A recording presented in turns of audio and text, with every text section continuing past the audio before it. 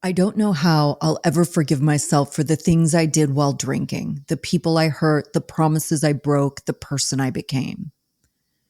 I've ruined my career, my family, and my reputation.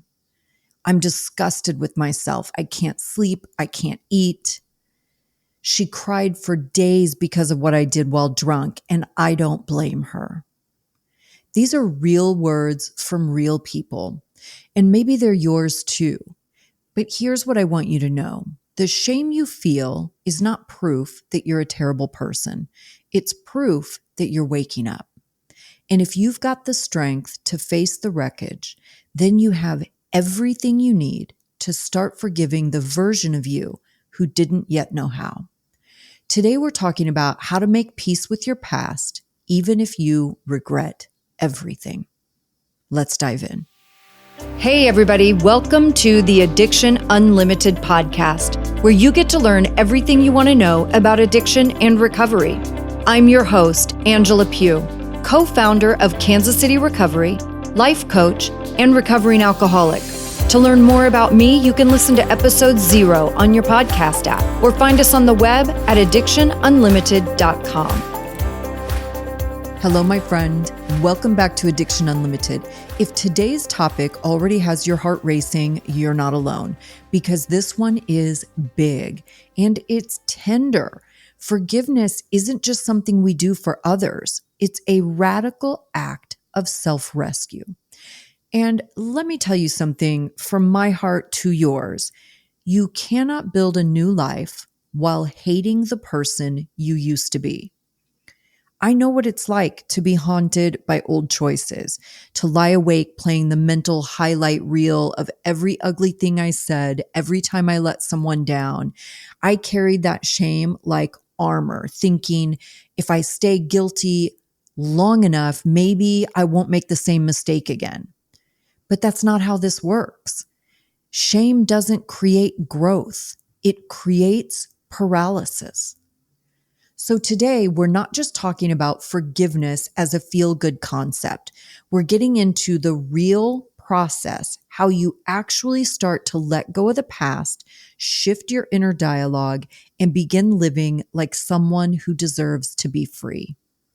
And spoiler alert, you do. You deserve to be free. So if you're ready to learn how to stop punishing yourself for what you did when you were in survival mode, you're in the right place. So let's get real about something that most people never talk about when it comes to sobriety and forgiveness. We don't just feel shame.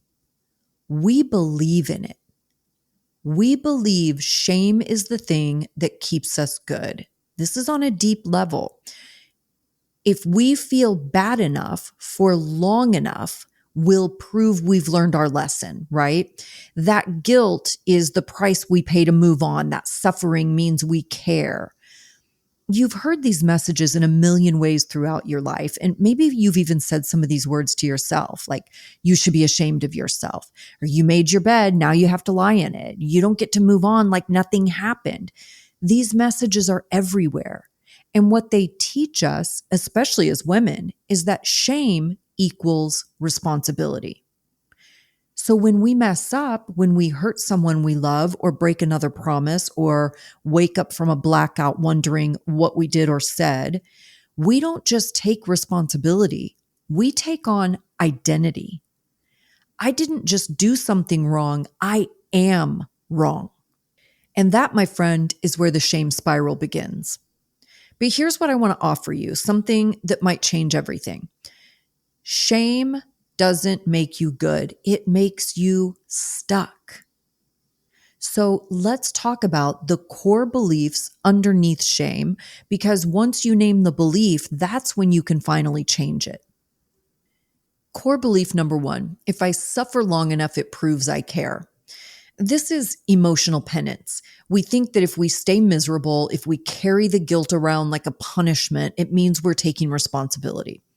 But suffering isn't healing. It doesn't repair anything. It doesn't rebuild trust. It just leaves you stuck in the past, hoping your pain will eventually be enough. But it never is. Core belief number 2, I don't deserve to be forgiven. This is a deep self-worth wound.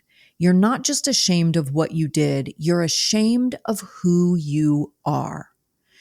You think if people really knew the whole story, they'd agree I'm unforgivable. And when you believe you are fundamentally bad, you'll resist healing and you'll reject hope because healing will feel like lying to yourself. But the truth is, you're not beyond forgiveness. You're just beyond what shame has allowed you to believe.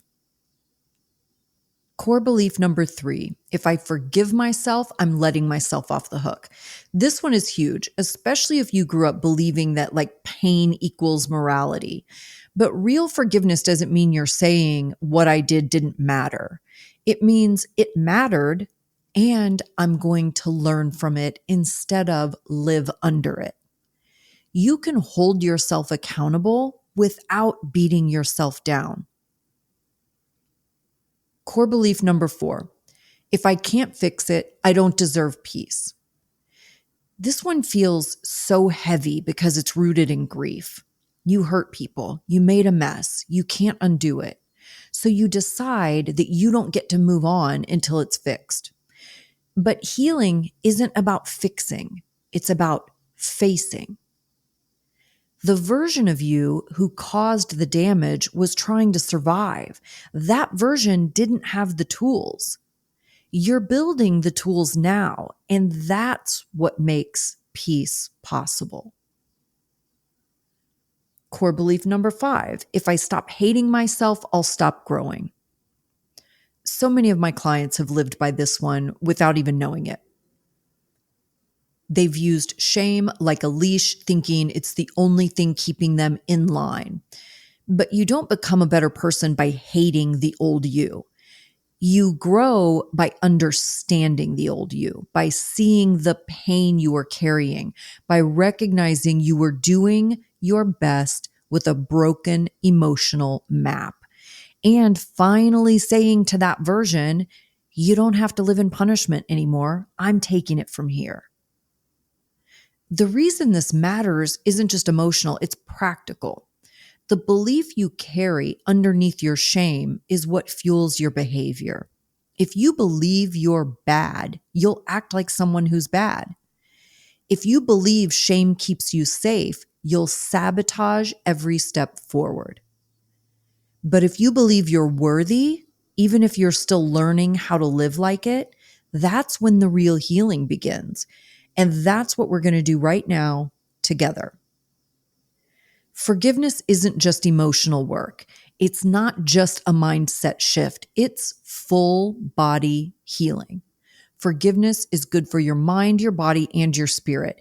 When we hold on to shame and bitterness and regret, it doesn't just live in your thoughts. It lives in your body. And research backs this up. Nearly half of people who struggle with self-forgiveness or forgiving others report real physical health symptoms, things like anxiety, depression, insomnia, stomach issues, random aches and pains, even links to more serious illnesses like some forms of cancer. Why? Because unhealed shame creates stress, and long-term stress, that becomes disease. It hijacks your nervous system. It shortens your breath. It triggers inflammation. Self-forgiveness is not indulgent. It's necessary. When you forgive yourself, you're not letting the old you off the hook. You're getting the current you out of being imprisoned. You're freeing yourself to trust again, to love again, to rebuild relationships. And one of the reasons self-forgiveness is so difficult is rumination, right? That looping, intrusive replay of your mistakes, that constant inner voice that says, why did I do that? How could I have let that go so far? I can't believe I hurt them. It doesn't feel like a thought. It feels like a soundtrack you can't turn off. And rumination doesn't just exhaust you emotionally. It fogs your mind. It messes with your ability to make decisions. It keeps you locked in the past and unable to even imagine a better future.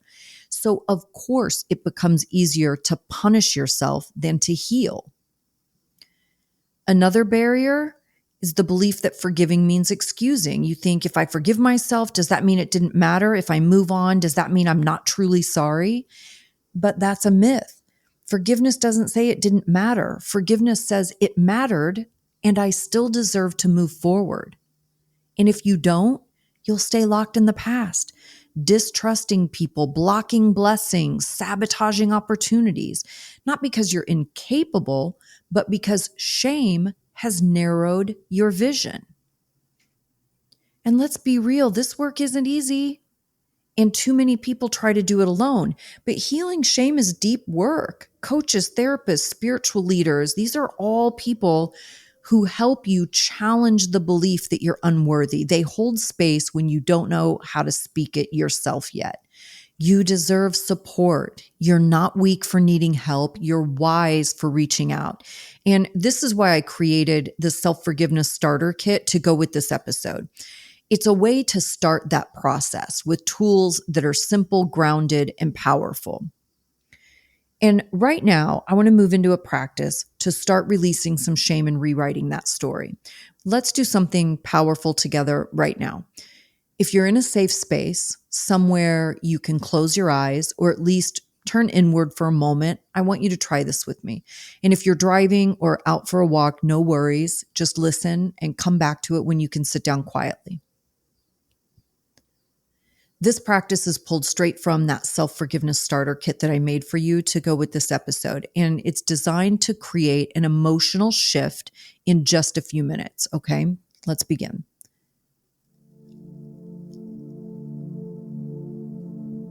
Take a slow, deep breath in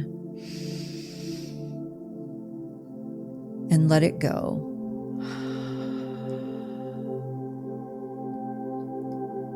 Feel your body settle. Continue to take those deep breaths in. And every time you exhale, feel your body settle. Feel your feet on the ground, your body in the space you're in. Feel your back against the chair, or feel your body sink into the couch or bed if you're laying down. Let yourself be here in this moment with me. Slow breath in and exhale. And repeat after me, either out loud or in your head. That version of me was doing the best they could with what they had. They were trying to survive, to feel okay, to get through.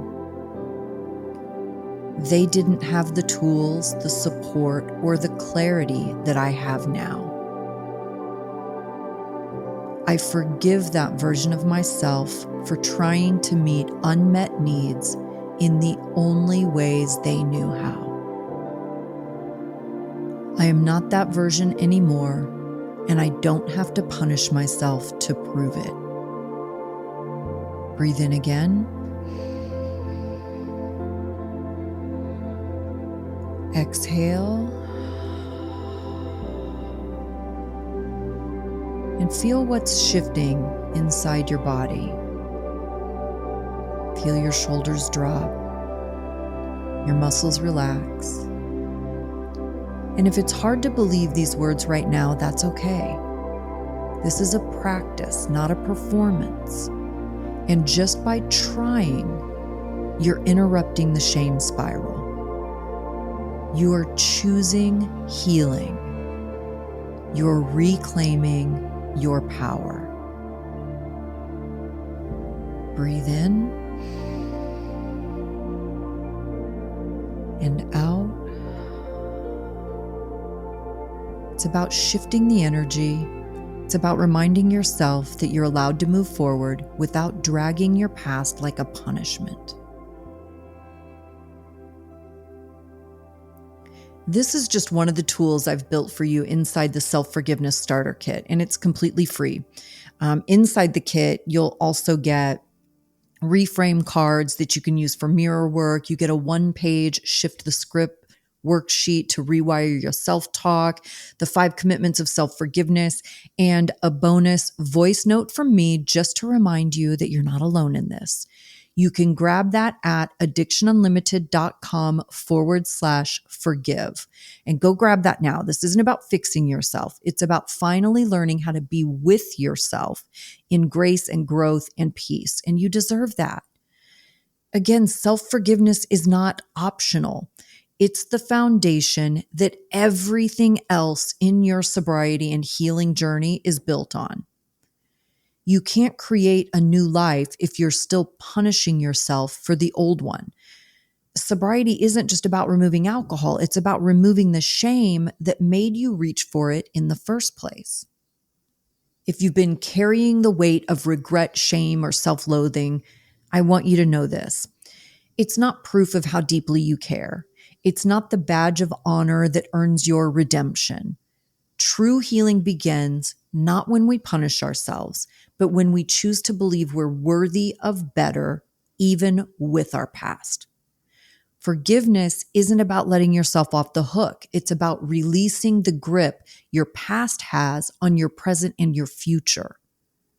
And this episode is your invitation to do just that, to start seeing your mistakes not as evidence that you're broken, but as proof that you're human. When you forgive yourself, you reclaim your power. You stop living in reaction to the past and start creating a life you're proud of. One decision, one breath, one new belief at a time.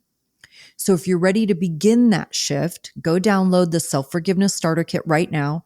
It's not just a freebie, it's your first tool in building a new relationship with yourself. addictionunlimited.com/forgive, because the moment you stop fighting your past, you start building your future. And if today's episode struck a chord, and I know it did, remember this. Healing is not about forgetting or excusing your past. It's about freeing yourself from it. When you start to release the guilt and shift how you speak to yourself, you open the door to progress and a life that's no longer defined by what you did, but by who you're becoming. So if you're ready to take the next step, get the Self-Forgiveness Starter Kit. The link is in the show notes. And if you're feeling stuck and want personalized support, let's work together. Schedule a call with me for free. Let's talk about where you're at and what the options are. addictionunlimited.com/call. And for more on this forgiveness healing journey, there's a couple of past episodes you can go listen to, how to forgive yourself and forgive yourself. And those also will be linked in the show notes for you. Your journey doesn't end here. It starts here, and you don't have to do it alone. I love you guys. I hope you're having a fantastic day, and I will see you next week. You've reached the end of another great episode of the Addiction Unlimited podcast. Candid and honest conversation about addiction and recovery. Be sure to visit us at addictionunlimited.com to join the conversation and access show notes and links to everything we talked about. Love this episode? Please take 30 seconds to subscribe, rate, and review on iTunes to help us improve and give you the information you want. Thanks for listening. See you next week.